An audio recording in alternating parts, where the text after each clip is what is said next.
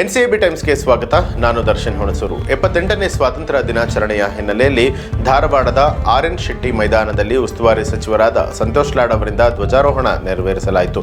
ಧ್ವಜಾರೋಹಣದ ಬಳಿಕ ಪೆರೇಡ್ ಮೂಲಕ ಪೊಲೀಸ್ ತಂಡಗಳು ಧ್ವಜನಮನವನ್ನು ಸಲ್ಲಿಸಿದರು. ಧ್ವಜಾರೋಹಣ ಕಾರ್ಯಕ್ರಮಕ್ಕೆ ಡಿಸಿ ದಿವ್ಯಪ್ರಭು ಸೇರಿದಂತೆ ಜಿಲ್ಲಾ ಪಂಚಾಯಿತಿ ಸಿಇಒ ಸೇರಿ ಎಲ್ಲ ಅಧಿಕಾರಿಗಳು ಹಾಗೂ ಪೊಲೀಸ್ ಕಮಿಷನರ್ ಇದರಲ್ಲಿ ಭಾಗಿಯಾಗಿದ್ದರು.